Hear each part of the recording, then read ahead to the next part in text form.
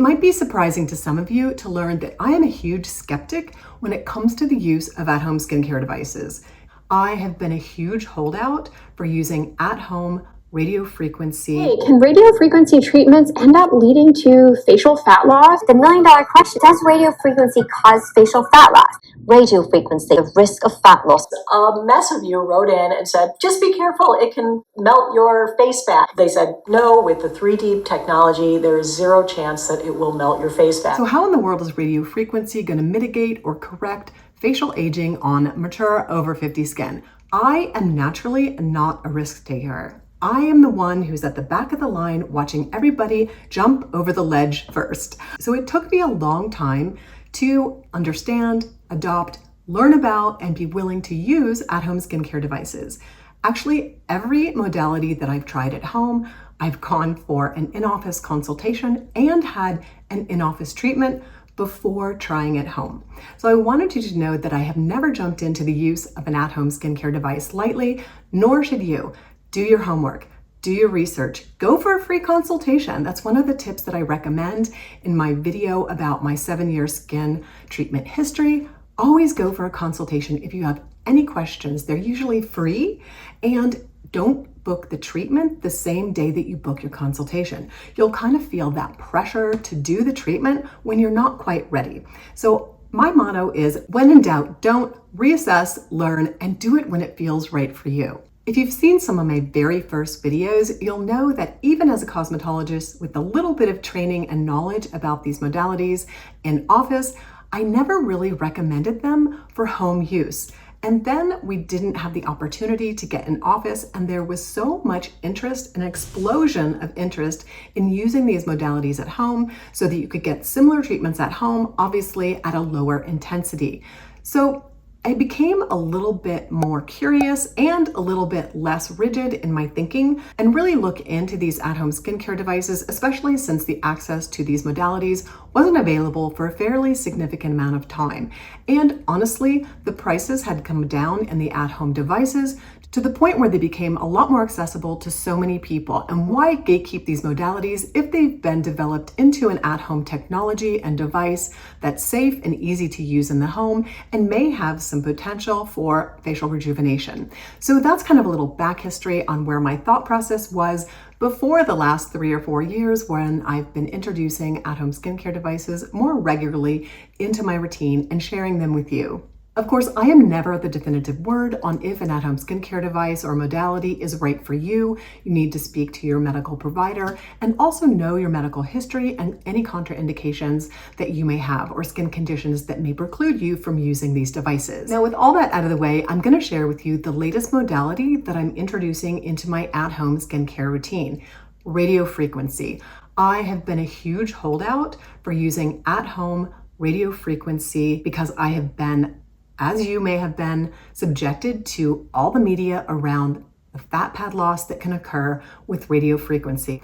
But I have done my research, I have done my homework, and I'm going to be introducing it into my skincare routine for about the next 6 months. A few weeks ago, I shared with you in a short video my first impressions and a quick demo of the NEWA at-home radio frequency device, and I did not jump into using this device lightly. After having multiple conversations with friends who have used this particular device for years, after going for an in-office treatment, and after doing my homework and learning about the benefits of radio frequency, I decided to do a first impressions with the NEWA. I found it was comfortable to use, because if a device isn't comfortable, I'm not going to use it consistently. And if you don't use these devices consistently, you're just not going to get results, and they're kind of a waste of your money. So if you've gotten a device and you find that you're not using it and you're within the window, return it for your money back. That's why they have this warranty period, where you can kind of give devices a trial. Every company is different, but use that warranty, send a device back if you're not using it. So that's my first tip. Save yourself some money and send it back if you're not going to use a device. Don't hang on to it thinking you're going to use it. If your first few tries with it are sort of negative and you don't really have a comfort with the device, just move on. It's not for you. All right, back to radio frequency. I actually had this device in my home for several months before I decided to try it. I really don't jump into using any at-home devices lightly, and I wanted to do more research and look into what the possible benefits of using at-home radio frequency were and the risks. Obviously, the risks that we hear most about these days are the fact that radio frequency can cause facial fat loss. And there is that risk. There is no denying that.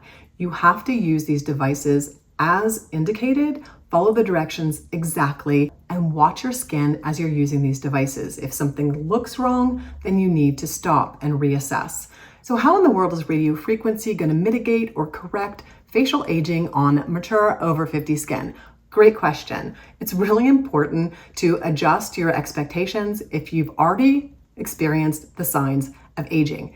If you're 50 and over 50, you have been on this planet for quite a while. You're going to have natural aging, bone reabsorption, fat loss, just the general structures, the collagen loss that comes with being on this planet for our 50 years.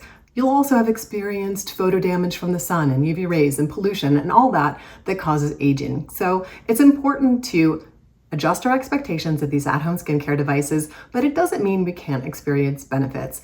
So what in the world is radio frequency? It's electromagnetic waves. And we're familiar with that because we're familiar with the electromagnetic wave spectrum, all the way from visible light to gamma rays, X-rays, all the way down to the longer wavelengths of radio frequency. And that's what we're talking about today, these longer wavelengths and how they affect skin and skin aging. So how do those longer radio frequency waves interact with our skin to improve the structure, function, and look of our skin?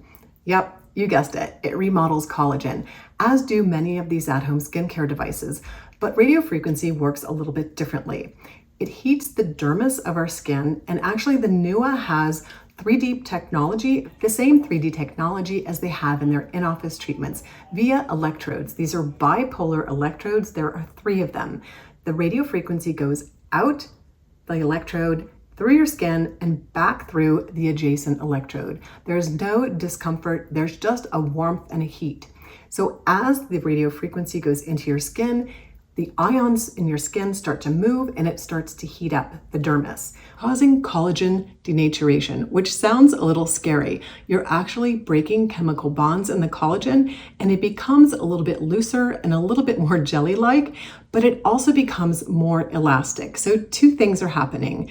You're denaturing collagen, which starts the wound healing response. Your body's going to respond, build more collagen, 1 and 2. It also is causing a little bit of tightening because of the increased elasticity in the collagen. So 2 things are causing the collagen to change in our skin and causing overall improvement to the skin. Obviously, since you're denaturing collagen, it's going to take your body time to rebuild and remodel collagen 1 and 2, but you may see some difference in tone more immediately because of the change in the collagen becoming a little bit more elastic. You might have a little bit more glow to your skin and a little bit more change in the tone of your skin. That's going to totally depend on the condition of your skin before you start the treatments. If you have a lot of sagging to your skin, you're not going to see a lot of changes until your body has the time down the road to really rebuild and remodel collagen, and everyone's results will be a little bit different. So it really wouldn't be of any benefit for me to show before and afters after only 30 days. I doubt with my slightly sagging skin, you're going to see much difference in only 30 days. My body is going to need time to rebuild that collagen, and I expect to see results closer to around 3 months and 6 months. Another thing I want to let you know if you decide to use any heat device is you need to be very diligent about your skincare routine, especially hydration.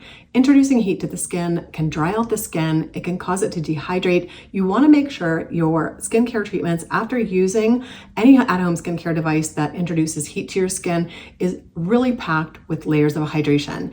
I have really bumped up my hydration, and I've also cut down on the actives that I'm using on my skin during this period of time so that my skin can adjust. Also, I wanted to let you know how you can incorporate this treatment in with your existing skincare devices if you're using them. NEWA recommends that you do the radio frequency NEWA device first, then microcurrent, and then LED. I've been doing that with no problem. In fact, I haven't had any increased inflammation in my skin, and you know how my skin can get irritated. I have fairly sensitive reactive skin, and this has been a really comfortable device for me to use. I was a bit skeptical because I know introducing heat to the skin can be an irritant for me.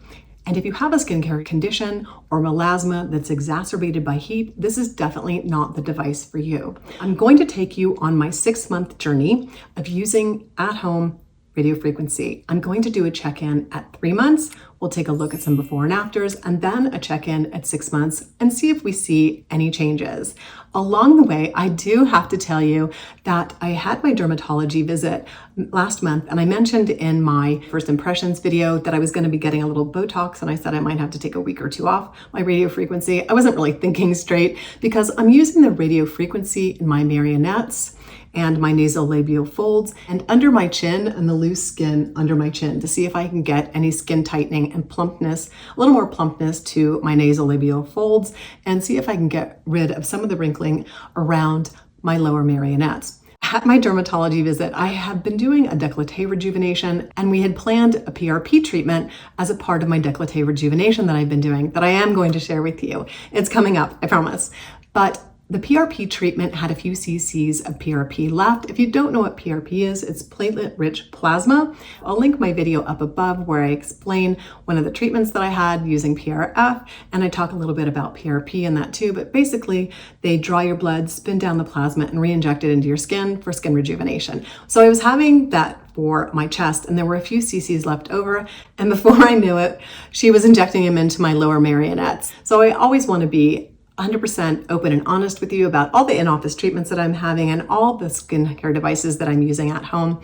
I am really an open book. If you have any questions about in-office treatments that I've had done or ones that you're considering that I have any knowledge about, I'm happy to answer that down in the comments. Or if I don't know the answer, I'll reach out to someone who will know the answer and I'll get back to you. I don't want you to fear using these at-home radiofrequency devices. They're very tame compared to the in-office treatments. My fear of using at-home radiofrequency is much diminished after looking into the devices and actually looking at the safety profile for in-home use. And if you go to an in-office treatment provider that you trust, who has a lot of experience using radiofrequency, they're going to target the treatment for the result that you want. If you want fat melting, then they're going to use the clinic device and the settings that will help achieve that result. If you're looking for collagen remodeling, they're going to use different settings and different treatment. And so that's why it's so important to do your research for yourself, to go for consultations, to definitely interview your providers, as well as find out if the particular treatments are appropriate for your skin type and skin concerns. Well, I appreciate you watching and following along with my radiofrequency journey. I hope you're as excited about it as I am. We'll see what happens. If you have any experience with radiofrequency, as always, I invite you to leave your comments down below. I'm excited to share my results with you and wishing you all a skintastic day.